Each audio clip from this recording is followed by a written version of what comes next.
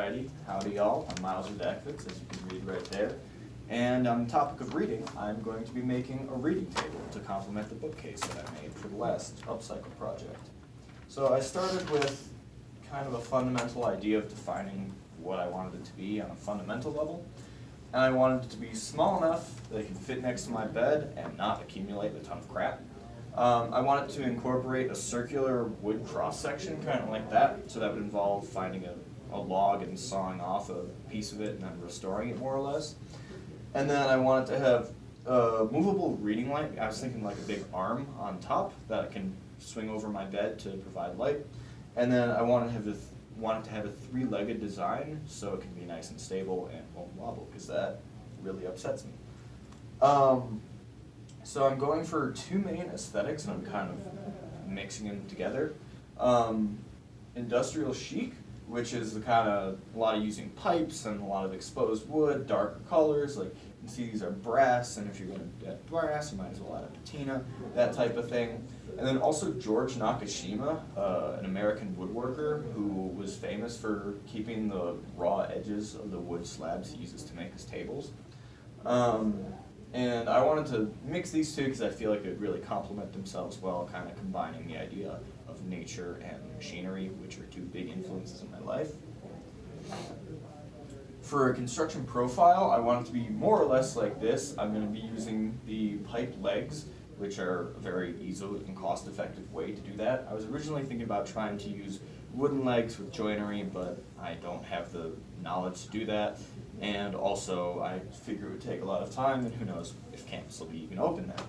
So I want to have this done in a way that I could do at home. So it would basically be either buy that wood cross section or maybe make one out of a few panels, and then buy the materials, make the legs, and more or less assemble. The lighting fixture I want to have be ideally a swinging arm design, kind of like that. I thought briefly about having it be like a flexible deal, but I figured that might not work, especially if it's going to be something longer. And I want it to fit with the aesthetic, so I definitely want to be using Edison bulbs. And what I'm actually thinking of right now is buying extra piping that I would be using for the legs, and having that be long enough that I could thread the cordage or the wire from the lighting element through that and have them be cinched together with some like lock washers or something that would give me the ability to move them like an arm. So then my timeline is pretty quick, more or less. I want to acquire the wood this week. I've talked to a couple tree removal places and I'm seeing if they have wood. Otherwise, there's a saw shop over, if you're going towards Golden, like right next to that big weird factory thing. And then I want to treat the wood by that weekend, or by the beginning of break. And then over the break, I'm probably just going to like hang out, put on an audiobook, and kind of get everything put together. Can't imagine it'll take all that long, but it's something I'm really excited about because I love projects like this.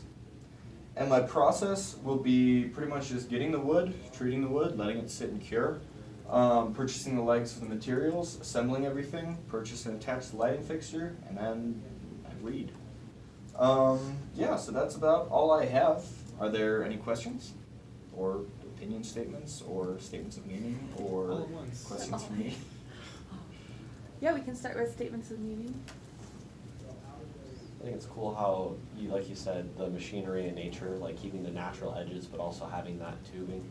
I think that's going to be really nice and unique. Yeah, I really think that you took the best parts of both of the tables that you cited as inspirations. So I'm excited to see how this project turns out.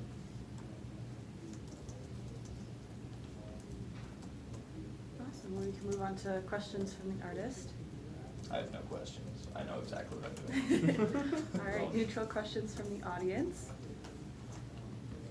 Have you considered one of the lamps that you showed earlier, that you said you like, down one?